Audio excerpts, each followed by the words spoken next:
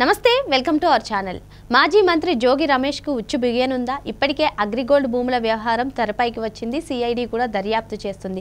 మరి జోగి రమేష్ కుటుంబ సభ్యులకు సంబంధించి ఈ అగ్రిగోల్డ్ భూములు కొనుగోలు చేసి తర్వాత అమ్మేసినట్టుగా కూడా కథనాలు వస్తున్నాయి. మరి దీని మీదే నివేదిక సిఐడికి సమర్పించారు. మరి మొత్తానికి జోగి రమేష్ అరెస్ట్ అవుతాడా తెలుసుకునే ప్రయత్నం చేద్దాం. దీన్ని విశ్లేషించడానికి మనతో పాటుగా ఉన్నారు ప్రముఖ రాజకీయ సామాజిక విశ్లేషకులు అర్సుమెల్లి శ్రీనివాస్ గారు. నమస్తే సార్. నమస్కారం. అసలు జగన్మోహన్ రెడ్డి ఎప్పుడు కూడా ఎవరికైనా దాడులు పాల్పడినా లేదంటే అన్యాయాలు చేసినా అరాచకాలు చేసినా వాళ్ళకి పదవులు ఇస్తారు అని చెప్పి అందరూ అంటూ ఉంటారు సార్. అందులో ఫస్ట్ పేరు వినిపించేది జోగి రమేష్. మరి ఈయన 2019 నుంచి 2024 వరకు కూడా అధికార దుర్వినియోగంతో చాలా ఆయన పైన అభియోగాలు అయితే ఉన్నాయి సార్. అందులో ఒకటి అగ్రిగోల్డ్ భూములు. మరి ఈ అగ్రిగోల్డ్ భూములే కుటుంబ సభ్యుల పేరును రాయించుకుని తర్వాత అమ్మేశారనే కథనాలు కూడా వచ్చాయి. మరి దీనికి సంబంధించిన రిపోర్ట్స్ అన్ని కూడా సిఐడికి వివిధ శాఖలు అందజేశారండి సార్. మరి మొత్తానికి జోగి రమేష్ అరెస్ట్ అయ్యే అవకాశాలు ఉన్నాయంటారా? ఇప్పుడు జోగి రమేష్ అనేటువంటి వాడు ఒక రకమైన అగ్రెసివ్నెస్ తోటి, ఇప్పుడు అగ్రెసివ్గా ఉండొచ్చు, ఓ రెబల్ క్యాండిడేట్గా పేరు తెచ్చుకోవచ్చు. సబ్జెక్ట్ మాట్లాడాలి, కరెక్ట్గా మాట్లాడాలి. అవతల వాళ్ళని దూషించి కించపరిచేలా మాట్లాడకూడదు. అతను జగన్మోహన్ రెడ్డి కళలో ఆనందం చూడటం కోసం కానీ వాళ్ళ క్యాడర్లో బలం పెంచుకోవడం కోసం కానీ చాలా దారుణంగా మాట్లాడేవాడు. ఆ విమర్శ కూడా ఇప్పుడు ఎవరిని మాట్లాడినా, చంద్రబాబు గారిని మాట్లాడినా, లోకేష్ గారిని మాట్లాడినా, లేకపోతే టీడీపీ నాయకులను మాట్లాడినా, ఇంకెవరిని మాట్లాడినా, పవన్ కళ్యాణ్ ఎవరినైనా సరే అతను నోటుకు వచ్చినట్టు మాట్లాడుతూ ఏకంగా చంద్రబాబు నాయుడు గారి ఇంటి మీద దాడికి వెళ్ళాడు. దాడికి వెళ్ళి అందరూ చీ అంటుంటే నేను విజ్ఞాపన వినతి పత్రం ఇవ్వడం, ప్రతిపక్ష నాయుడికి వినతి పత్రం ఇవ్వడం నాన్ సెన్స్, చాలా దారుణం అండి అది. అయితే ఇలాంటివన్నీ జగన్మోహన్ రెడ్డికి నచ్చుతాయి. అతనికి వెంటనే మంత్రి పదవి ఇచ్చాడు. ఇలాగే ప్రోత్సహించాడు అందరినీ. నోటుకు వచ్చినట్టు అరటి తోటలు తగలబెట్టేసిన నోటికేమో ఎంపీ చేశాడు, నోటుకు వచ్చినట్టు మాట్లాడిన వాళ్ళకేమో రోజాను మంత్రిని చేశాడు. ఇతను జోగి రమేష్ని, కారుమూరి నాగేశ్వరి, ఇటువంటి వాళ్ళందరినీ కొంచెం వీళ్ళందరూ కూడా యాంటీ సోషల్ ఎలిమెంట్స్కి తక్కువనే సమాజంలో తిరగకూడని వ్యక్తుల్లో ప్రథమంగానే ఉంటారు వీళ్ళు. అతను ఆ అధికారం వాళ్ళు ఏమనుకున్నారంటే చాలామంది వైసీపీలో ఈ ఏడు మోహం శాశ్వతంగా ఉంటుంది, అధికారం మందే అని లెక్కేసుకున్నారు వాళ్ళు. ఎందుకంటే ఆ వాతావరణం అలా కనిపించి చుట్టూరు ఉన్నప్పుడు, ఎందుకంటే చాలా తేలిగ్గా తీసుకునేవారు. ఇప్పుడు కొడాల నాని మాట్లాడినా, వంశీ మాట్లాడినా, లేకపోతే సిద్దిరా అప్పలరాజు, లేకపోతే ఎవడైనా సరే జోగి రమేష్ ఎవరు మాట్లాడినా, జగన్ మాట్లాడినా చాలా తేలిగ్గా మాట్లాడేవారు. ప్రజాస్వామ్యము, ఎన్నికలు, ఎందుకంటే ఆ లోకల్ బాడీ ఎలక్షన్స్లో ఏం చేశారో చూసాం, తర్వాత బై ఎలక్షన్స్ వస్తే ఏం చేశారో చూసాం. వాళ్ళ టార్గెట్ ఏకంగా వైనాడు కుప్పం, వైనాట్ 175తో పాటు వైనాడు కుప్పం అని బట్టి చంద్రబాబు నాయుడు గారినే ఓడించడానికి ప్రయత్నం చేశారు. ఎలక్షన్లో అప్పుడు ఎన్నికల ముందు 2-3 ఏళ్ల ముందు నుంచి పోతున్నాడు, వీడికి ఎట్టి పరిస్థితుల్లో గెలవడని చెప్తే ఎవడో నమ్మేవాడు కాదు. అసలు ఫలితాల రోజున కూడా అందరికీ సందేహాలే. ఆ శంకలతో చంపేసేవారు మమ్మల్ని. ఎంత చెప్పినా వినిపించుకునేవారు. అర్థమైంది వాడు అడ్రస్ లేకుండా పోతున్నాడు అని చెప్తే కూడా నమ్మలేదు ఎవడని.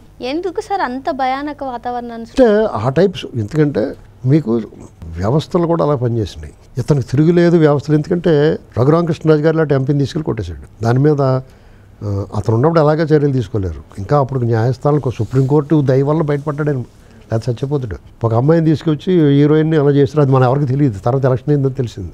అది కాకుండా చంద్రబాబు నాయుడు గారిని అలాగ అరెస్ట్ చేశాడు చూసాం కదా. లోకేష్ గారు పాదయాత్రకు అడుగున అడ్డంకులు సృష్టించేవాడు. అచ్చెన్నాయుడు గారు ఆపరేషన్ చేయించుకుని కూర్చుంటే కూడా ఆయన 800 కిలోమీటర్లు రక్తస్రావం అవుతుండే తిప్పేశారు అంత మనిషిని. ఆ జీపులో ఎలా కూర్చోబెట్టారు అర్థమవుతుంది, ఎలా పట్టాడో తెలియదు ఆయన. అందులోనే ఆయనే కాకుండా నరేంద్ర గారిని, ఉమామహేశ్వర గారిని, ఎవరినైనా సరే లెక్చర్, చింతనేని ప్రభాకర్, అయ్యన పాత్రుడి గారిని, ఏకంగా పవన్ కళ్యాణ్ గారిని కూడా హోటల్లో అంతా ఇది చేశారు. నీళ్లు తాగడానికి నీళ్ళు లేకుండా, కరెంట్ లేకుండా చేసేసి ఆ మంచినీళ్ళ కోసం పెట్టుకున్న దాంతో బాత్రూమ్ అవసరాలు తీర్చుకున్నారు వాళ్ళు. వాళ్ళ నాయకులందరినీ చెత్తగొట్టేశారు. లాఠీలు తక్కువైతే బెల్ట్లు ఇచ్చి కొట్టేశారు. ఇవన్నీ చూసిన తర్వాత ఇతనికి ప్రజాదరణతో గెలుస్తాడు అనుకోలేదు జనం. ఈ ఎలక్షన్లు జరగనివ్వడం, జరిగినా కానీ వాళ్ళు రిగ్గింగ్ చేసుకుని గెలుస్తారు. దొంగ ఓట్లు 25 లక్షల ఓట్లు యాడ్ చేస్తే అవన్నీ ఎలక్షన్ కమిషన్ సహకారంతో తొలగించారు. కేవలం బీజేపీకి వెళ్ళడం వల్ల, లేకపోతే వాళ్ళందరూ కూడా మిస్టర్మెంట్ చేసుకుని వదిలేరు. అందుకనే బీజేపీతో కలిసారు. వీళ్ళు బీజేపీకి ఓట్లు వస్తాయని కాదు, ఇలాంటి దుర్మార్గాలు జరగకుండా ఉంటుంది వాళ్ళు మనతో ఉంటే. ఇప్పుడు మనకు కూడా ఒక ఎద్దులాటోని తీసుకెళ్తున్నాం అనుకో, భయం లేకుండా ఉంటాం కదా, దెబ్బలాడికి వెళ్ళినప్పుడు, లేకపోతే దారిలో ప్రయాణం చేసినప్పుడు. అందుకుని తీసుకెళ్ళారు వాళ్ళు. వెళ్తేప్పుడు వాళ్ళకి పని జరిగింది. వాళ్ళు ఇప్పుడు సహకరిస్తున్నారు, అది వేరే కదా. ఇప్పుడు ఈ విషయంలో అగ్రిగోల్డ్ విషయంలో ఉండేది అరుణ్ కుమార్, లేకపోతే ఇంకొకళ్ళు మార్గదర్శి మీద రోజు ఎడుతూ ఉండేవారు.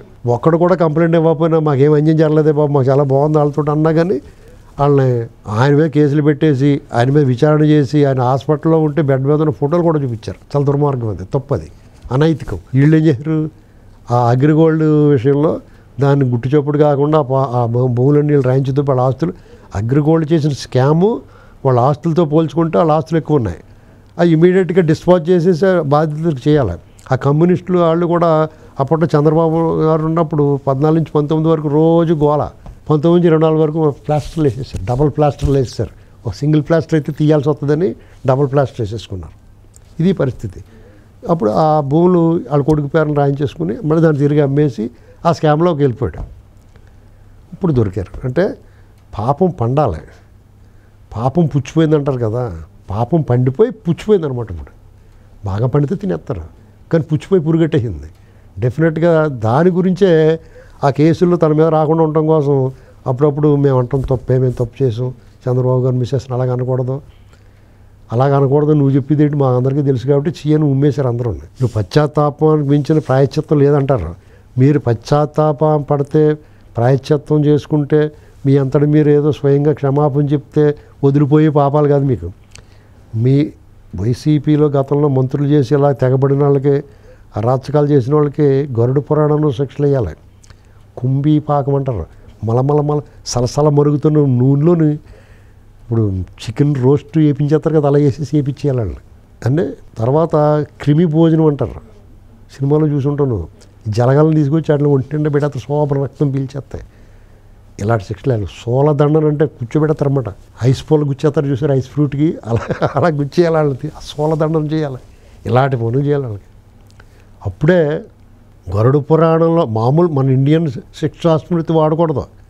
ఇప్పుడు భారత బిఎన్ఎస్ అని వచ్చింది, భారత న్యాయ సమితి, ఆ టైప్ అది కూడా పనిచేయదు. వీళ్ళకి గరుడ పురాణంలో శిక్షలు వేయాలి. వీళ్ళు ప్రత్యేకించి ఒక జైలు ఏర్పాటు చేయాలి, ఆ శిక్షణ అమలు చేసి ఒక కేంద్ర కారాగారం నోటి పెట్టాలి. వీళ్ళందరినీ అక్కడ తీసుకెళ్ళి ఇప్పుడు మొన్న తిరుపతిలో కొట్టేశారు పాపం కుర్రోడిని.